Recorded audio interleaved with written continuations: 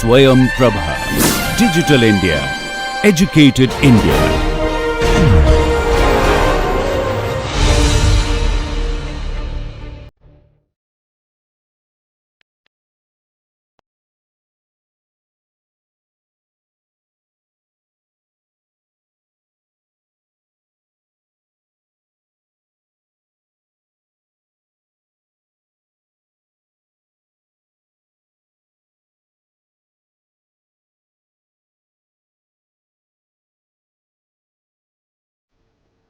Hello everyone. So today we'll start our next topic, that is the interpretation of ECG. So previously we had discussed the various configurations of waves in the ECG and what are the calibrations done. So today we'll see how to read an ECG, how do we calculate an heart rate, what is the cardiac axis and significance of various segments and intervals. Now, this is a ECG which consists of various waves, segments and intervals. Now, before that I would like to say T wave is because of the ventricular repolarization, it is showing the upward deflection. We also see presence of another small wave, that is U wave, which is also because of the repolarizations as well as the after depolarization of the papillary muscles, which we get sometimes in the ECG. Now, the waves, we have P wave, then we have the QRS complex, Q wave, RS, R wave and the S wave. Then we have the T wave mainly, these are the 5 waves. Then we have the segments and the intervals. Now, the basic difference between the segments and intervals means the segment is a straight line, it will not include any waves, while interval means it includes the waves, the straight line as well as the wave. For example, if I want to calculate or measure PR segment, that means I will not be including P wave. The PR segment will start from the end of P wave and the onset of the R wave or the Q wave. That is the PR segment, it is neither including the P wave, it is nor including the Q wave or the QRS complex. Now, if we want to measure the PR interval, at this time we have to include the P wave, that means the onset or the beginning of the P wave and the end of and the starting and the onset of the R wave or the Q wave. So, that is the PR interval. As you can see here, this is the onset of the P wave and this is the onset of the beginning of the Q wave, or sometimes we refer to as the R wave if Q wave is not present. So, PR interval is inclusive of the P wave and PR segment is not consisting of any wave, it is the isoelectric line or the straight line. Similarly, we have ST segment and also we have the TP segment. Intervals, we have the besides PR interval we have the QT interval. The significance of QT interval is it is the duration of the action potential, which is mainly determined by the QT interval. It consists of both ventricular depolarization as well as repolarization. Now, this is the slide which had already been discussed, where we had discussed about the calibration of the ECG, how it is done. Now, in the x axis, this is the x axis, this is the y axis. The x axis mainly denotes the time in milliseconds or seconds, and y axis usually denotes the voltage or the amplitude in the millivolt usually. And we already have seen that the ECG paper usually rolls at the speed of 25 millimeter per second, which usually gives at the level of x axis one small box 1 millimeter corresponding to 0.04 seconds, and in the y axis 1 millimeter corresponding to 0.1 millivolt as per the calibrations. Now, why this seconds is important? Because we calculate various waves duration, various segments and intervals duration based on this 1 millimeter is equal to 0.04 seconds formula. So, now we have the ECG paper running at the speed of 25 millimeter per second, which means in 1 second it could roll over 25 millimeter or 25 small boxes, because each box is of length by breadth 1 millimeter by 1 millimeter, which means if I had to calculate in 1 minute how much length or how many boxes it will cover, that means in 60 seconds it will cover 25 into 60, 1500 millimeter or 1500 small boxes. So, if I want to calculate the heart rate, we have to take the ECG paper or ECG signals, and we have to see for various RR interval. That means, we have to calculate the number of small boxes between the two R waves. You take any two consecutive R waves and you calculate the number of small boxes present in between those two R waves. For example, here if we see in this paper, we have around 16 small boxes.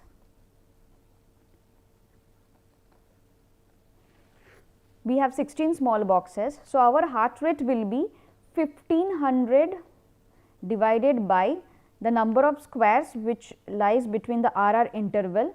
Here it is 16, it will give around 93 beats per minute. So, this is the heart rate, and in this way we calculate the heart rate. Here heart rate means we are talking about the ventricular heart rate mainly. So, this is the way we are calculating heart rate in case of a regular rhythm. Now, regular rhythm means heart rate normally beating at regular intervals. That means, it is observed when we check for the various the small boxes or the duration or the interval between the two R waves.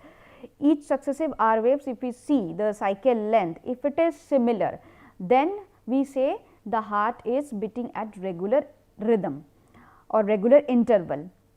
In this way, 10% up to 10% of variation is acceptable in adjacent cycle length, which is considered to be normal, because in case of physiological arrhythmia or sinus arrhythmia, whenever we inspire or we take deep breath, at that time our heart rate increases, while during expiration, when we are expiring, our heart rate decreases. It is a normal physiological phenomena.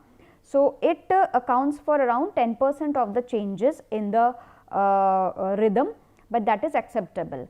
But if any abnormalities happen more than this 10% or any change in the cardiac rhythm occurs, this is known as arrhythmia, and that is pathological, and we will study in details of various types of arrhythmia, how it looks in the ECG in further lectures. So, the question is, we have calculated the heart rate whenever the rhythm is regular, that is 1500 by your number of small boxes in the RR interval. Now, if I had to calculate, for the sake you just remember this thing, because if you so that you do not get confused, in case of large boxes, if you have to calculate, then you calculate this by RR large boxes. So, the L is for large boxes and I is for the small boxes. So, 1500 by the number of small boxes present in the RR interval, we calculate as the heart rate. Now, that is in case of the regular rhythm, but in case of irregular rhythm, how you will calculate the heart rate? So, there is variation in the rhythm. So, at that time we take a 10 seconds ECG recording, and then we count the number of beats present on that ECG, and since we have taken the recording for 10 seconds, we multiply whatever beats we are getting into 6 and we get the heart rate in case of irregular rhythm, when the rhythm is irregular. For example, this ECG you can see the rhythm is absolutely irregular, and how you here it is not possible to calculate heart rate by this conventional formula of 1500 by RR. So, here we go for the 10 seconds ECG rule. Here we count the number of beats in the 10 seconds. So, suppose if I count from here to here, around we get 1, 2, 3, 4, 5, 6, 7, 8, 9, 10, 11, 12, 13, 14, 15, 16, 17, 18, 19, 20, 21, 22, 23, 24, 25, 26, 27, 28, 29, 30, 31, 32, 33. So, we are getting 33 beats in 10 seconds of ECG.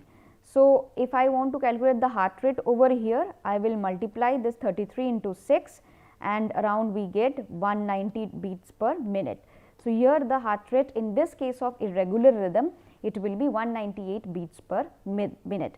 So, calculation of heart rate in case of regular rhythm, calculation of heart rate in case of irregular rhythm, these two are different. Now, coming to the P wave, the first wave, the first positive deflection. So, whenever we are talking about P wave, we are talking about atrial depolarization. This we know, and how we also know how the configuration of P wave is upward or positive deflection, and in which leads it will give positive deflections. The most important thing is the duration of this P wave should not be more than 0.1 seconds. In other way, we should remember it should not occupy more than 2.5 or 2.5 small squares. Now, each small square is of 0.04 duration. So, 2.5 small square 2.5 into 0.04, it will give 0.1 seconds, and that is what is written on the slides. The duration should not be more than 0.1 seconds. The amplitude also should not be more than 2.5 millimeter tall. So, this is the duration, it will give the duration in seconds, and this is around 0.1 seconds, and this is the amplitude, and this also should be within the 2.5 millimeter. Now, the configuration, it had already been told in the previous lecture, it should be positive in lead 1 and lead 2 also from V2 to V6, the chest leads, but in AVR lead it should always be negative. This is very important. In AVR lead, the P wave should be negative. Actually, all the waves are negative in AVR lead. Now, the abnormality in the P wave we see when the P waves are tall. Tall means it is, here you can see, here you can see, here you can see, here you can see that the P waves are tall. Tall P waves or any tall waves means the amplitude or the voltage is more, and the amplitude is strongly dependent on the vector or the electromagnetic force generated. The more strong vector, the more strong amplitude or the voltage, and the strong vector is dependent on the length or the musculature, which means there is atrial hypertrophy which is occurring in this case, which is leading to the strong positive vector and leading to the tall P waves. Now, this tall P waves in case of right atrial hypertrophy, right atrial enlargement, is also known as P pulmonale. This is also known as P pulmonale. Pointed peak P waves. In case of left atrial hypertrophy, we also get a different type of P wave. You can say this P wave, it is a notched or bifid appearance or a bit of M-shaped. This is the M-shaped P wave, where definitely the duration has been prolonged, and the peculiarity is it is bifid or notched. This type of P wave is seen in left atrial hypertrophy. It is known as P mitrale. In right atrial hypertrophy, we have seen picked T waves or tall P waves, that is P pulmonale. In case of notched bifid P waves, which is seen in typically in left atrial enlargement, that is P mitrale. So, this much you have to know about the P waves. Next, we come to the PR interval. Already we had told the PR interval is beginning of the P wave and the starting of the R wave or the Q wave. Now, P wave duration is 2.5 boxes. The PR segment duration, which is a straight line, is also 2.5 boxes. So, which means this PR interval should be within 5 boxes, 2.5 and 2.5. It is very easy to remember. P wave 2.5 boxes, PR segment is also 2.5 boxes. So, this PR interval will be within 2.5 boxes. So, that is the normal interval of PR interval, which should range between 0.12 to 0.2 seconds. If we say the 5 boxes means 5 millimeter I am talking about, which means 5 into 0.04, that means 0.2 seconds. So, this is the normal PR interval. It should be within this range 0.12 to 0.2 seconds. The Abnormality occurs when the duration is either too short, which is less than 0.12, or if the duration is prolonged, which is more than 0.02 seconds. In case of short the PR interval, the abnormality is usually seen in case of Wolff-Parkinson-White syndrome and atrial premature beats. And in case of long PR interval, where the duration is usually prolonged, that is seen in heart block, especially the first degree heart block. So, this much you have to remember with the PR interval. Now, QRS complexes, as QRS complex consists of the 3 waves, the QRS waves, it signifies the ventricular depolarization. Before moving on to the QRS complexes, PR interval signifies the atrial depolarization as well as the conduction through the AV node and the bundle of His. This has already been discussed. So, QRS complex, the duration should not be more than 0.11 seconds, which means here also it should constitute or it should fall within 2.5 or 2.5 small boxes. So, it is very easy to remember. P wave 2.5 boxes, PR interval 2.5 and 2.55 double of the P wave boxes, and QRS also 2.5 boxes, which means it should, the duration should be within 0.11 seconds. Now, the QRS complexes, when we talk about the two important waves, that is R wave, which is usually positive deflection wave, and the S wave, which is very negative deflection waves. We need to know when these R waves are positive and when these S waves are negative. This we had already seen in the previous lecture. Just to recap, lead 1, lead 2, V4 to V6, the R wave is dominant, AVR S wave is dominant, as well as V1 and V2 we get dominant S wave. We do not get to see any Q waves in AVR or V1 and V2. The S wave dominance or the S wave depth should not exceed 30 millimeter.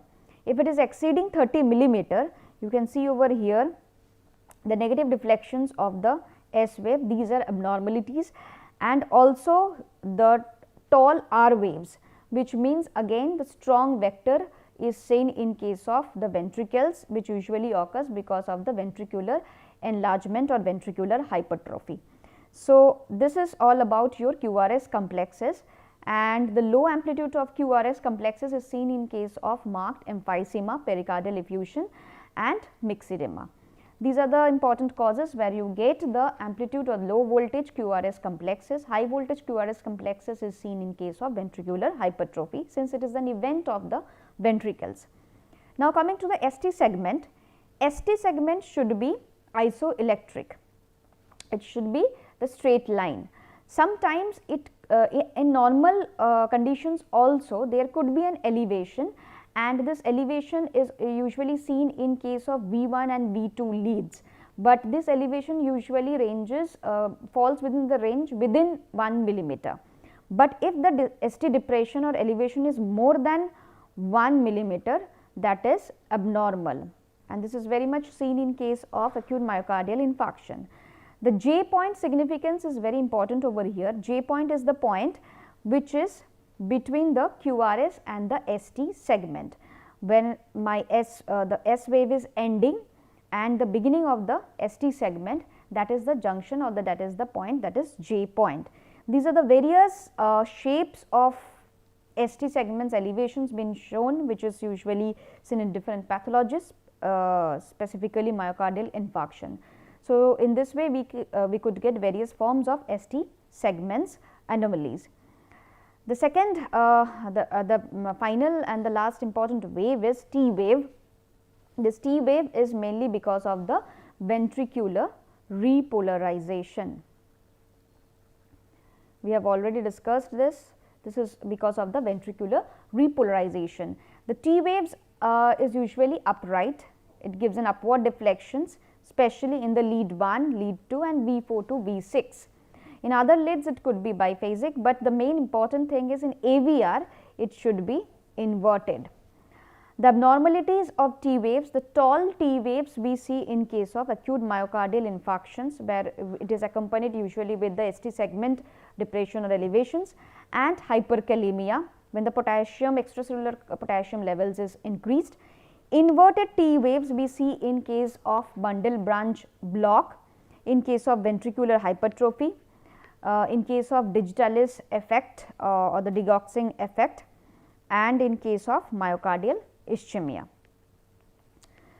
Now, QT interval is of very much significance, since it tells about the total duration of depolarization and repolarization, that is nothing but our action potential.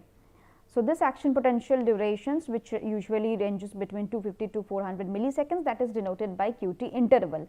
But this QT interval is variable and it is subjective to the change in case of heart rate, and our heart rate also changes, fluctuates. Normally we see in case of inspiration as well as expirations. We had already discussed about the physiological, that is sinus arrhythmia. So, in this case the corrected QT interval is important. So, we have to calculate the corrected QT interval, which is usually measured by Bézét's formula. The Bézét's formula tells corrected QT interval is QT divided by root over RR interval. So, QT divided by root over RR interval will give you the corrected QT interval, and the interval should range within 0.35 to 0.45 seconds. The abnormalities we see in case of prolonged QT interval, usually when we give antiarrhythmic drugs, whether you are giving sodium channel blockers or whether you are giving potassium channel blockers, usually the action potential duration gets increased or prolonged. In that case, we see the prolonged QT interval. We also see prolonged QT interval in hypokalemia as well as myocardial infarctions. But in case of hypercalcemia, we usually see shortened or decreased QT interval, that is less than 0.35 seconds. Now, the question is how to calculate the cardiac axis. The QRS axis or the cardiac axis is nothing but it represents the overall electrical activity, direction in which this electrical activity of the heart is occurring. The overall direction of the heart's electrical activity is represented by the QRS axis or the cardiac axis. Any abnormalities in this QRS axis, it indicates either there is a block, conduction block, or there is the ventricular hypertrophy. Normally the axis ranges in between minus 30 to plus 110 degree. So, minus 30 degree to 110 degree. This is the normal range in which the normal axis of our heart usually lies. But if we go beyond this minus 30 degree, we usually say left axis deviations.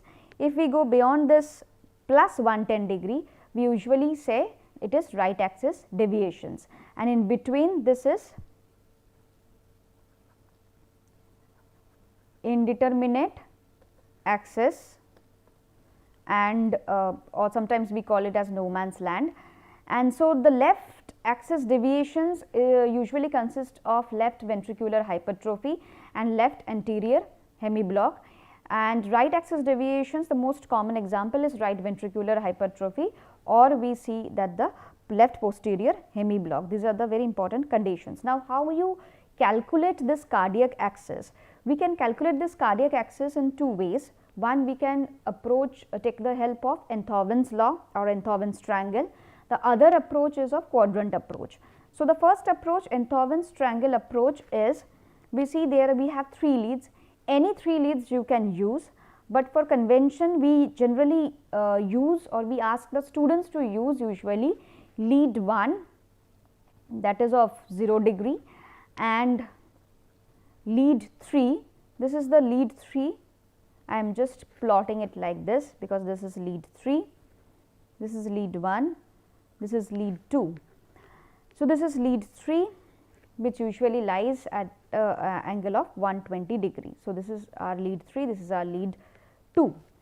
Now, how you plot the axis over here? Generally, we have 2 waves over here. The most positive deflection in case of QRS complex is R wave, and the most negative deflection in case of QRS complex is generally S wave. So, we take the net or the average deflection, that means R minus S. In case of various leads, we may not get a negative deflections, we can get only a positive deflection. In that case, we have to take only the R wave. But in case of biphasic deflections, at that time we have to include both the R wave and the S wave, and we have to go for the net deflection, that is R minus S. So, for example, in case of lead 1, if we are taking, suppose in this diagram we can see the deflection is of the R wave, but there is no, since there is no S wave, or also we do not have any Q wave. So, there is no negative deflections, we only got plus 8 or positive deflection waves. So, plus 8 we will plot in the lead 1 axis, that means 1, 2, 3, 4, 5, 6, 7, 8. So, this is the plus 8 we will plot in lead 1. Next, if we see lead 3, since we are taking the lead 3, here in lead 3 we could see a negative wave, that is S wave also, and this is the R wave. So, R wave is giving a deflection of plus 5 millimeter and S wave is giving a deflection of minus 2 millimeter. So, plus 5 minus 2, this is plus 3. So, plus 5 and minus 2 plus 3 we will be plotting in the lead 3, 1, 2, 3. So, in this way we have plotted. So, this is an arbitrary diagram, since we do not have a graph paper over here. So, just ignore the whatever interval difference is happening. So, 8 plus 8 I have plotted in the lead 1 axis, and plus 5 I have plotted in the lead 3 axis. We will draw a perpendicular from lead 1. Suppose we have drawn a perpendicular from lead 1. We will also draw a perpendicular from lead 3 wherever it is meeting. So, this is the third point we have say. So, here I will draw a perpendicular, and we will see where these two perpendiculars are intersecting. The point at which it is intersecting, so this is the point. So, we will draw a line to this intersections, and this is nothing but this is our cardiac axis. So, as you can see, this cardiac axis is falling actually between 0 to 120 degree, probably the angle will be 60 degree. Do not take, you have to take the angle from the 0 degree. So, this is the 60 degree. So, the lead here, the cardiac axis is 60 degree. So, it is a positive 60 degree. So, it is lying in the normal range. As I told you, you can take any leads. If you want to take lead 1 and lead 2, you can go with lead 1 and lead 2. But for a conventional, for safer, for accurate or for a better way, we just take lead 1 and lead 3, and it is good. Usually, it is like easy for the students to calculate. Now, we go for the quadrant approach. In the quadrant approach, we usually take two leads, that is lead 1 and AVF. Lead 1 and AVF, then we check for what are the deflections we are getting in lead 1 and AVF, whether we are getting positive deflections, whether we are getting negative deflections. We can get any of the deflections in case of lead 1 or lead AVF. So, then we try to put this deflections in this combinations. Suppose in lead 1, if you get a positive deflection, as well as in case of lead AVF, you get a positive deflection, you get the normal axis, which means positive in lead 1, positive in AVF, it is a normal axis. Suppose you get a negative deflection in lead AVF and you get the positive in lead 1. So, that means you get a left axis deviation. Suppose you get a negative deflection in lead 1 and a positive deflection in lead AVF, that means it is a right axis deviation. And in case of negative deflections, when both the leads are negative, that means it is indeterminate axis. If you just want to calculate the same in using an Enthoven's triangle, also you will get the same results. So, this is all about the quadrant approach. You have to remember this combinations, and you should place the axis into any of the 4 quadrants below. So, the summary is the main rules you have to remember while reading the ECG. The first thing is, when you get an ECG paper, you should check the summary is nothing but the rules. The PR interval, as I told you, should be within the 5 boxes. So, it is 120 to 200 milliseconds or 0.1 to 0.2 seconds. The width of the QRS complex again should be within 2.5 boxes. That means, it should not exceed 0.1 milliseconds, 0.1 seconds or 110 milliseconds. Now, QRS complex should be dominantly upright, usually that means dominant R waves we get in lead 1 and lead 2. All the waves should be negative in case of AVR. There should be R wave progression. This R wave progression we have already seen in case of chest leads. So, in chest leads we see there is an R wave progressions from V1 to V5 specifically, and there is a slight dip in the V6. So, this R wave progression is very important.